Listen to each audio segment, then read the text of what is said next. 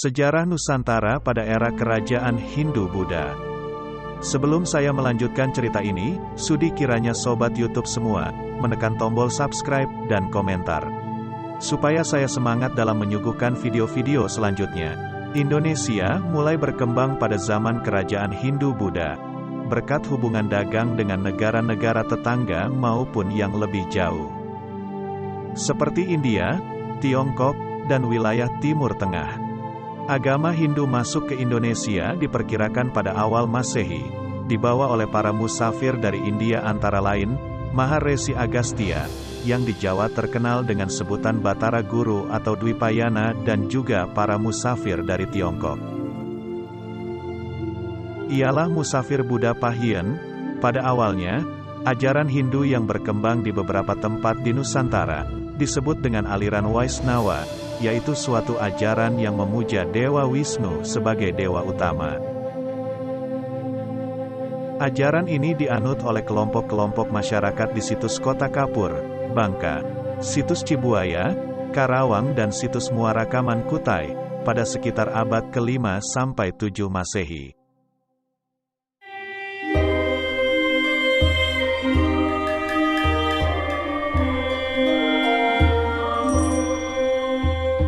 Adapun ajaran Buddha dianut oleh kelompok masyarakat di situs Batu Jaya, situs Bukit Siguntang di Sumatera Selatan, dan situs Batu Pait di Kalimantan Barat pada sekitar abad ke-6 sampai 7 Masehi. Sejak masuknya agama Hindu, masyarakat Indonesia yang sebelumnya memiliki kepercayaan animisme dan dinamisme, beralih memeluk agama Hindu. Di wilayah Nusantara sendiri mulai berdiri kerajaan-kerajaan kuno yang juga memeluk agama Hindu. Salah satu di antara kerajaan tersebut adalah Mataram kuno.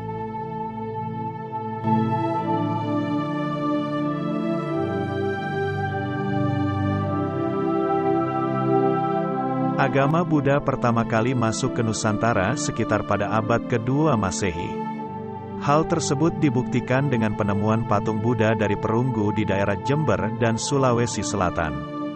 Pengenalan agama Buddha di Nusantara berasal dari laporan seorang pengelana Cina pada awal abad ke-5 Masehi.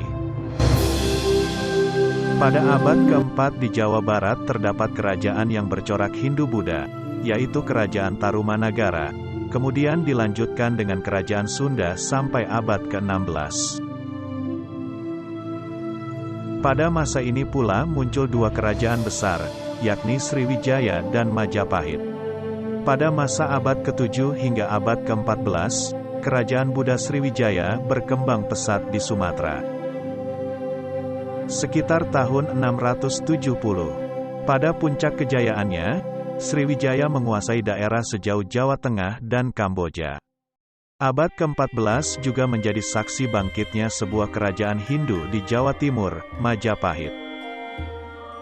Patih Majapahit antara tahun 1331 hingga 1364, Gajah Mada, berhasil memperoleh kekuasaan atas wilayah yang kini sebagian besarnya adalah Indonesia beserta hampir seluruh semenanjung Melayu. Warisan dari masa Gajah Mada termasuk kodifikasi hukum dan pembentukan kebudayaan Jawa.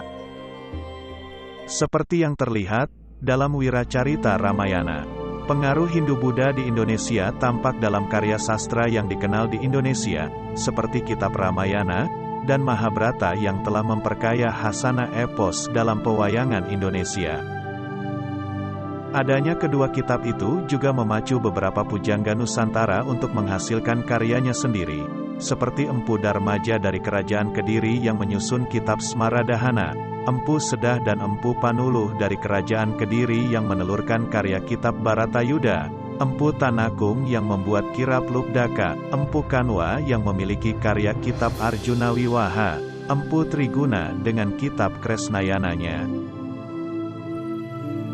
Empu Panuluh yang menulis kitab Gatot Kacasraya, Empu Tantular yang membuat kitab-kitab Sotasoma, dan Empu Prapanca yang masyhur dengan magnum opusnya yang berjudul Kitab Negara Kertagama. Agama Hindu mulai terlihat pada prasasti Tukmas yang ditemukan di Desa Lebak, Kecamatan Gerabak, Magelang, Jawa Tengah, di lereng Gunung Merbabu yang diperkirakan berasal dari pertengahan abad ke-7 Masehi. Peradaban Hindu-Buddha datang ke Indonesia dalam waktu yang hampir bersamaan, yaitu dengan ditemukannya prasasti-prasasti dari Kerajaan Sriwijaya dari abad ke-7 Masehi. Sebelum masuknya kebudayaan Hindu-Buddha, masyarakat telah memiliki kebudayaan yang cukup maju. Bukti tertua adanya pengaruh India di Indonesia adalah ditemukannya arca Buddha dari perunggu di Sempaga, Sulawesi Selatan. Antara abad ke-4 hingga abad ke-16 di berbagai wilayah Nusantara berdiri berbagai kerajaan yang bercorak agama Hindu dan Buddha. Proses penyebaran agama Buddha sendiri dilakukan oleh para Dharma Duta yang bertugas untuk menyebarkan Dharma atau ajaran Buddha ke seluruh dunia. Penyebaran agama Buddha di Indonesia sendiri juga dilakukan oleh bangsa Indonesia sendiri yang belajar di India dan menjadi biksu kemudian menyebarkan ajarannya di Nusantara. Untuk di daerah Pulau Jawa, agama Buddha datang pada abad ke-5 yang disebarkan oleh Pangeran Hasmir, bernama Gunadarma. Pada abad ke-9, penyebaran agama Buddha dilakukan oleh pendeta-pendeta dari wilayah India yaitu Gaudi Dwipa, Benggala, dan Gujaradesa, Gujarat. Setelah keruntuhan Kerajaan Majapahit yang merupakan kerajaan Hindu-Buddha terakhir di Indonesia, kemudian muncul kerajaan Islam yang mulai mengambil alih. Kerajaan Hindu-Buddha di Indonesia sangat mengedepankan sikap toleransi yang tinggi terhadap bangsa lain seperti terdapat pada Kerajaan Kutai, toleransi agama yang terdapat di Kerajaan Medang Kamulan, serta toleransi budaya, agama, dan adat istiadat di Kerajaan Majapahit. Sistem politik dan pemerintahan yang diperkenalkan oleh orang-orang India dan membuat masyarakat yang awalnya hidup dalam kelompok-kelompok kecil, menjadi bersatu dan membentuk sebuah kekuasaan yang lebih besar, dengan pemimpin tunggal yang berupa seorang raja. Karena pengaruh inilah, beberapa kerajaan Hindu-Buddha seperti Kerajaan Sriwijaya, Majapahit, Tarumanegara, dan Kutai bisa muncul. Tradisi megalitikum peninggalan nenek moyang bangsa Indonesia yang berupa punden berundak, juga diyakini telah berakulturasi dengan ilmu arsitektur yang berasal dari India, karena terdapat perpaduan dalam gaya arsitektur pembangunan candi di Nusantara. Dalam ajaran agama Hindu-Buddha, terdapat benda yang dipakai sebagai sarana untuk melakukan ritual yang disebut sebagai arca. Arca memiliki beberapa bentuk yang dapat dikenali dari beberapa tanda khusus, posisi atau sikap tertentu, dan wahana atau binatang yang dianggap menjadi kendaraan seorang dewa.